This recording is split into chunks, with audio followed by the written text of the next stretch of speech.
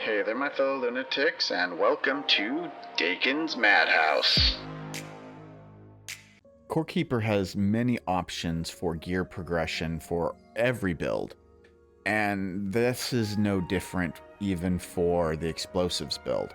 So let's go ahead and take a look at 3 different possible builds for explosives, starting with early game, going to mid game, and then late game, so you can get a feel for what progression can look like, see how close you can match, or see if you can get something that just works better for you. Let's take a look. Starting off with the early game, we have got a set of blast armor. Now this can be found throughout the dirt biome, in the Forgotten Ruins, the clay caverns. It spawns all over the place. I'm using the pumpkin lantern for my lantern. You can find this in the Samhain goodie bags. And I've got a bomb necklace for my necklace slot. This is found, I believe, in the Forgotten Ruins. I don't remember exactly. For your offhand, you've got a lot of options because there really isn't anything specific for bomb users. I've gone with the Iron Shield for the extra hit points and armor, as well as the offhand ability to protect myself just in case I don't get out of the range of my own explosives in time. If I'm fast enough, I can just throw up my shield, prevent some of that damage. Now, if you want to go with a Swift Feather or a Rift Lens, there's absolutely no reason why you can't. Both of those are perfectly good as well and can also help you get out of the blast radius if you need to. Rings are also pretty versatile. I've gone with Wild Warden rings for both of mine, mostly because of the damage boost, as grenades are affected by the plus damage boost. However, if you don't have any Wild Warden rings, you can use, the larva ring, a swift ring, or anything else that kind of helps you defensively. However, the only thing that's really going to help you offensively this early in the game is going to be a Wild Warden ring. And they can be found in locked iron chests as well as random loot in Malagaz's dungeon or in a couple of potential melody scenes throughout the dirt biome and the clay caverns. For my bag, I've gone with Gorm's stomach bag, just because it is pretty much the best bag you can get during the early game. And for a pet, I'm gone with the Subterrier, but to be honest with you, I honestly think even the orange slime could work pretty well here. And I normally don't recommend the slimes ever, because they normally suck.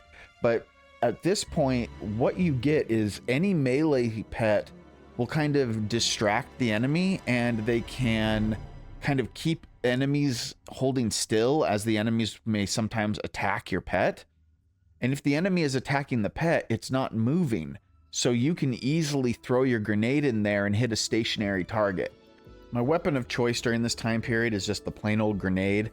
They're cheap, they're easy to make, 1 bomb pepper, 1 copper bar, and these are crafted at the alchemy workbench, which you can get from the tin workbench. So you're going to have spent at least a little bit of time exploring. You're not going to have a decent supply of these right off the bat. I'd like to give an honorable mention to the stun grenade, which is useful at all stages of this game, because the stun grenade obviously stuns your enemies, making it easier for you to hit them. So if you need a little bit of help stopping an enemy that just won't hold still, hit them with the stun grenade, and that will help out a lot. I want to caution you to be careful though with these grenades, because if you have them equipped and you're randomly clicking around, you could accidentally throw one and blow up yourself and your base and any other important thing that you may have. So be very, very careful when you've got your grenades out.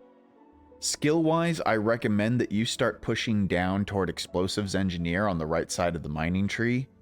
And then really, when it comes to the explosives tree, it doesn't really matter if you go with auto salvage or phantom bombs. I'd go with whichever one you prefer.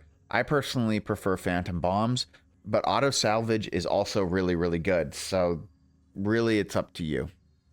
Now let's take a look at the mid game. What I've done is I've just upgraded my blast gear to level 12. Now, if you can get it higher, go for it. I've also upgraded my bomb necklace to level 12. You're never going to replace your bomb necklace, so you're just upgrading this all the way to level 19. I've replaced my Wild Warden rings with polished magnetic rings. as they have an explosive damage boost and I can craft them, so it's easy to get your hands on. Now, if you've managed to get your hands on bomb rings, which drop off of bomb scarabs, go ahead and use those, as I personally think that they're better. For my lantern, I've switched over to the Pearl Lantern because of the movement speed boost, and at this point I'm just going to level that thing all the way up to 19. I'm not going to be replacing it again. And for my offhand, I'm using the Sentry Shield because I like the shockwave chance where it can do damage back to the enemy, which is something that I find could be useful if I'm getting hit.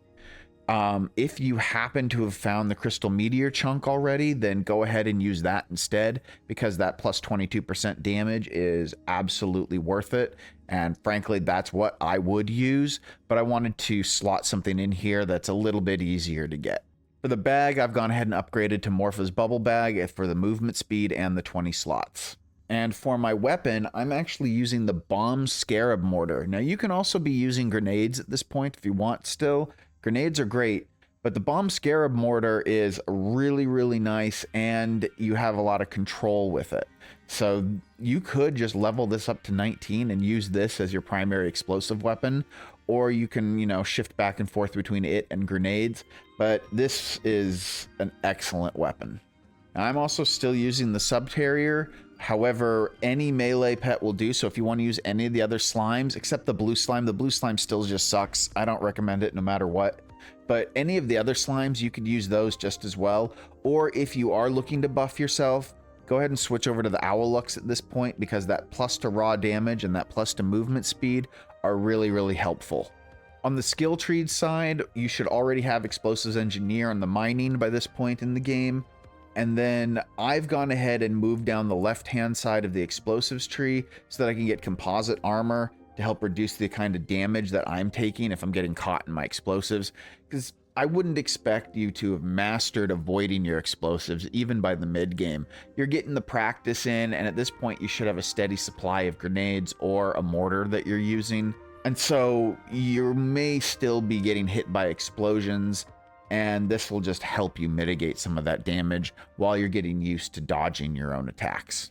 This is also the point where you could converge into something more magic related, as the Fireball Staff's secondary use is an explosive attack. So if you don't want to use any of the mortars, you could use the Fireball Staff instead and have an excellent magic-based weapon.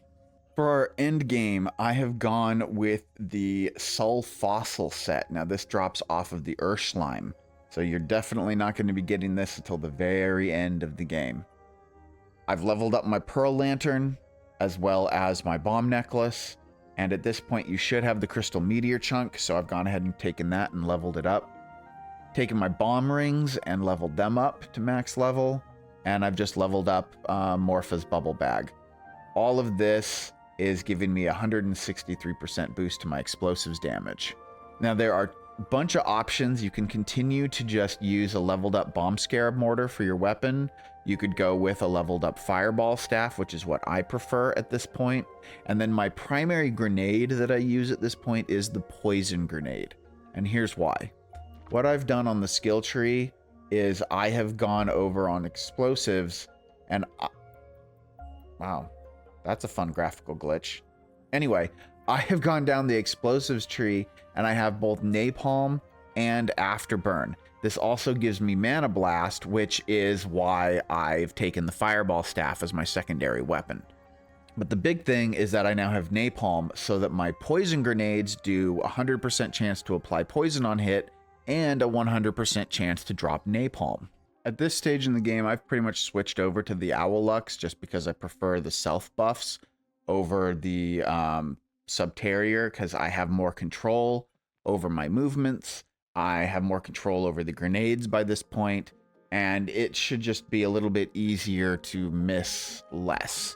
Not saying you aren't going to miss still, because some of these creatures move pretty fast, so it can still be beneficial to use a melee pet at this point, and if you prefer that, go ahead and go for it. There are lots of things that you can do with the explosives build that I haven't really mentioned here. because these are just 3 examples. You can also focus more on a melee build with explosives as just a little bit extra. And in that case, you're going to go down the right side of the skill tree so that you get that melee bonus. You could be more magic focused and have more magical gear on and magic damage gear, into the sense that you're just throwing a couple of grenades here and there when you need it, but you're primarily attacking with your staff. That's also completely viable of a build for explosives. They can act either as a primary build or as a supplementary build if you just want to use them a little bit, making them extremely versatile. And there you have it, folks. I hope you found this video informative and helpful. If you did, please be sure to hit that like button to help give the video a little bit of a boost. And don't forget to hit that subscribe button and click on the bell notification so you don't miss any of my regularly released content. But we have more. If you want to support the channel a little extra, you can become a channel member to get exclusive membership benefits like early access to my videos, exclusive members only content, a members only Discord community, and more. So thank you all to my current and future supporters. Without you, this wouldn't be possible. Thank you all for watching. Stay happy, stay healthy, and above all, stay crazy, my friends.